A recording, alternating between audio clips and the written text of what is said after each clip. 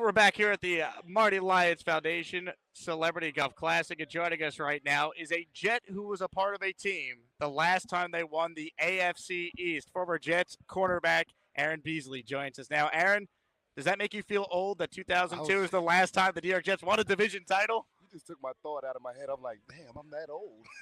But I mean, I've been watching, and it's been close, and because the main thing that we are looking for is consistency, as even as players. And I feel like with a guy like bringing Aaron back, I feel like you're gonna get that because that's the kind of player he was. He's a Hall of Fame player if you look at his stats.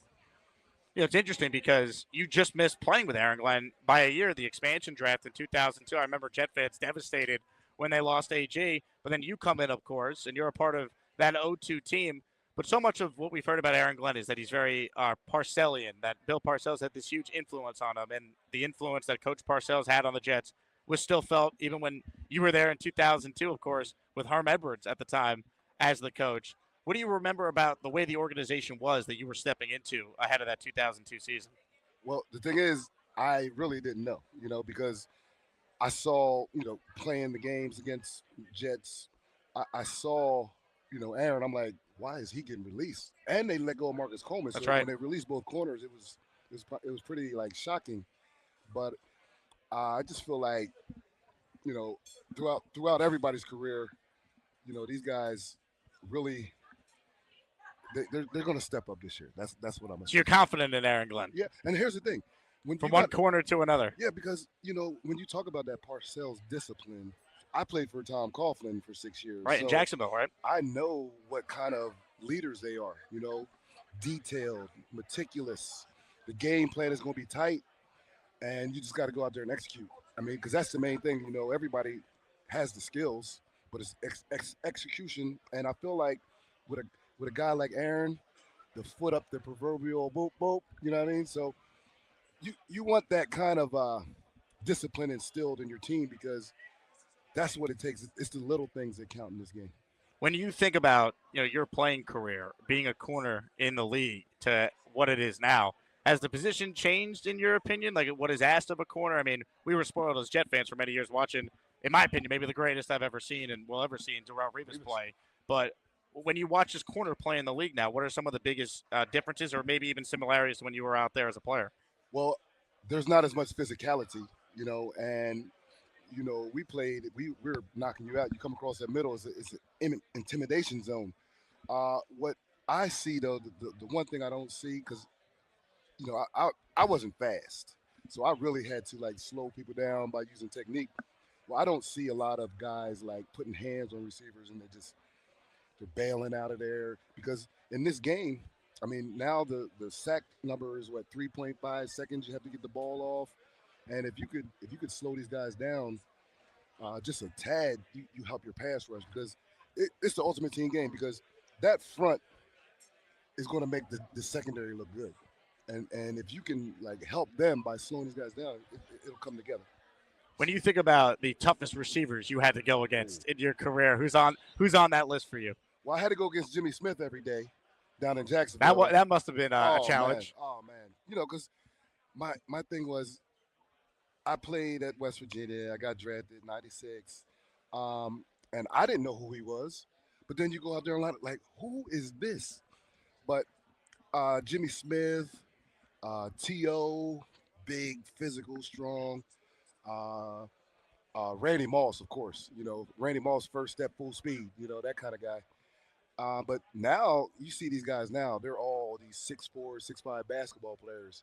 It seems like a lot of these guys realize they're not going to be a basketball player. And if you're 6'4", you only got one position. 6'4", you can play all kind of positions in football. So it's a different game just because of, I mean, you got the RPO. When you got quarterbacks that can run like this, even when you think about the tight ends now, when I was playing, tight ends were blockers. Pittsburgh Steelers were blockers. Was it Mark Bruner? He was a blocker. I didn't see him catch but maybe 10 balls a year. Now these guys are actually receivers. I was watching the guys yesterday at the tight end camp. Man, 6'5", 260, and the moves they're putting on people now. And you got to think too. So I played with Kyle Brady in Jacksonville, And like the first time he came down there, we got into a little scrap because I'm a Pennsylvania guy. He's a Pennsylvania guy, and I just went to testing. But I'm one of them guys. I know I didn't have a chance. He's 6'7", 270, but I just you sparked that energy, and I feel like he felt what I was doing, and we became best friends. Like being Kyle's friend. Really? Yeah, I love Kyle, man. That's my guy. Kyle would come down to West Virginia and hang out with us when he was in Penn State, and that was pretty fun. Wow. We had some fun. I can only imagine. Former Jets corner Aaron Beasley with us here as we're live for the Marty Lyons Foundation Celebrity Golf Tournament. I want to ask you about Sauce Gardner because I'm sure you still keep tabs on the Jets. He's up for a contract extension now. It sounds like they're moving towards getting something done. From what you've seen from Sauce, his first 2 years in the league, he's first team All-Pro. Last year, for his standards, it wasn't as good. There were some missed tackles. There were more penalties. Can you just speak to just how difficult it is to maintain that level of all-pro play that, to me, just watching it, while he wasn't maybe as good as last year as he was his first 2 years, this guy's still an unbelievable player, and it's so hard to play the position. Can you speak to that as someone who actually played it in the league? It's the hardest job in football. I mean, we say quarterback, but he got people blocking for him. But we're out there on the island, and like I said, with these athletes nowadays, like imagine a guy Calvin Johnson, 6'6", 230, run a 4.3. You got to be perfect every time, and it's all a mentality. So I feel like last year is going to get him back on track because they weren't winning. Sometimes you lose your focus, but I feel like with an AG, he's going to be he's going to be on Sauce. Yeah, because like I look at it like this: when the New England Patriots and the Jets, I say both of them because that's kind of the Parcells tree. Sure.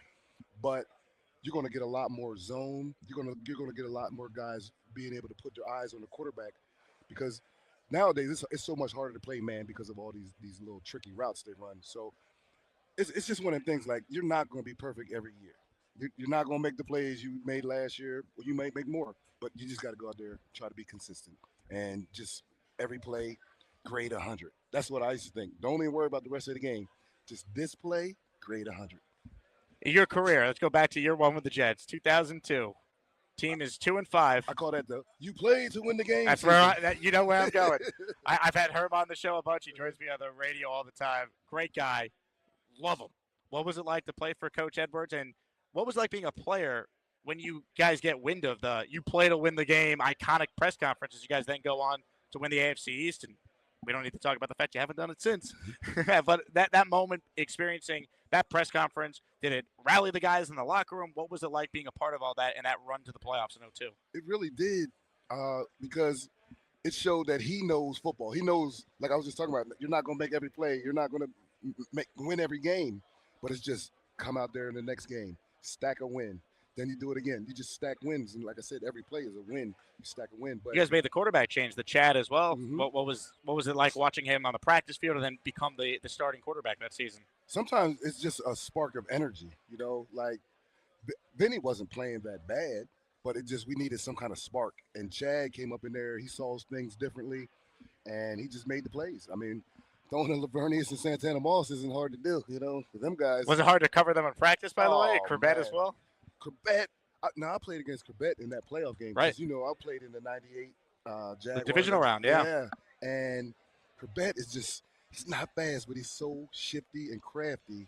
Like, he knows how to nudge you and push you off, and you never. Was he frustrating to cover because of all the different things he would do? He was, man, because I like to put my hands on people, but he wouldn't let me. A guy like Lavernius was more, fast, but he wasn't like the quick shake.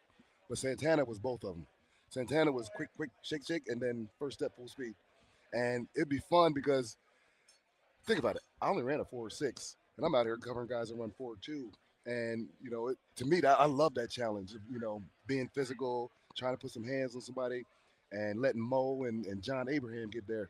But I feel like in today's game, I really feel like the receivers definitely have the advantage, because you can't hit them, and the danger zone is no more the danger zone, and we'll see. I just can't wait to see this whole season. I'm a big football fan. I probably have a favorite player on every team. That's the way I grew up. Like I just try to emulate somebody who I wanted to be, and it like Herm was one of them guys.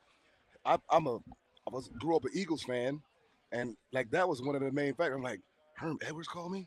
He's a D-back, former D-back. I'm like, I'm going. I didn't even take another visit. I was like, I'm coming here. Wow. Yeah. That's awesome. That was the story. Now, what I remember as a Jet fan about '02 is really the last week of the regular season. You guys need to win to get in. You need to get help to get in as well. Ironically, it's the Patriots of all the teams that is helping out the Jets, and the crowd at the old Giant Stadium just goes crazy when I think it was Vinatieri hit a field goal to help the Pats win. So then all you guys needed to do was beat the Packers. Yeah. Take us through what that week was like, because to me, it's one of the loudest the stadium has ever been for a Jet game. Let me read. Okay, so that game, I had missed the week before, and I think we kind of sealed it, and all we had to do was win. Right. We played the Broncos the week before, and then if you beat the Packers, you're in the playoffs. You're the AFC's champions. And the thing is, like, you just go win the game. Like, you can't control anything else but your effort, and that's what I always believe. And I like the story about this game. So it was so cold that game that we're playing Brett Favre, of course, strong arm. I go out. We're playing a cover 2. Terry Glenn is in the slot. R.I.P. Terry Glenn. Terry Glenn's in the slot about to run a out route. And I was about to light him up. And he saw it because, I would hit somebody. And Brett Favre threw the ball so hard, it tipped off his finger, hit me on my helmet, left a leather mark. Wow. So I come up into practice the next day. I got a brand new helmet. I'm like, yo, where's my helmet? They showed me. They're like, here, we're going to take this and you're going to get a new one. Wow. Yeah, that's how hard and that's how cold it was that game. And so I'm a Northeast guy, so I don't mind that stuff. But it was fun, man. It was exciting because, like you said, where we started, because we almost had a brand new team, if you think about it. Donnie Abraham came. I came. Sam Garnes, Sam Coward. Yeah. So it was like a mismatch of players from different teams and like trying to fit together and get on the same page. That was our thing. And it finally clicked, and, we ended up good. How much fun was that 41-0 ass whooping you guys put on Peyton Manning and the Colts the following week? I wonder, is that the only time he got shut out ever? Has to be, right? Yeah. Hey, it was like I was one of them guys. I would see something and I saw something in the scheme. And what happened was he would always run that clock down to like 10 seconds before he made his little, all that. So we did some, it was the funniest thing. We would do something like all line up at 8 yards and just stand there waiting. Or then our safeties would switch sides. So he called 3 timeouts in the first quarter, if you don't realize it, because we had him so confused. Right. And it didn't hurt that we let the grass grow, so we were more of a running team. They were more of a passing team. And I just remember the iconic, screen pass to Richie Anderson down the sideline, the blocking in front. Yep. And, I mean, rest was history after that. It was never a doubt. Yeah. I don't think it was a doubt from the beginning. Like, we saw that on film that, he's going to go to 10 seconds and then he'll call his play. And we was waiting until 10 seconds. It was almost like a Braveheart. Hold. And then we just get into our formation, and it was like, oh, man, timeout. That was pretty fun. That is fantastic. Well, I can't thank you enough for coming on. It's so cool how in tune you still are with the organization. I'm sure it means a lot to Marty that you're here as well. And thank you for those couple of years you gave the Jet fans, because we're starving to try and get back to what it was like in that 02 season. We got the right coach, and I feel like you got a guy with, like, Justin Fields. Yep. He's hungry right now. He's out to prove It's going to be his last chance to be the guy. And that's a dangerous quarterback, so we'll see. I'm ready. Love it. Love it. Aaron Beasley with us here. Quick break, back with more. We got plenty of great guests still that will join us throughout the day today. Keep it right here. Jake Asman with you. Remember, Super Chats and gifted memberships go towards the Marty Lyons Foundation. Back with more in a bit right here on YouTube, Spotify, and wherever you get your podcast.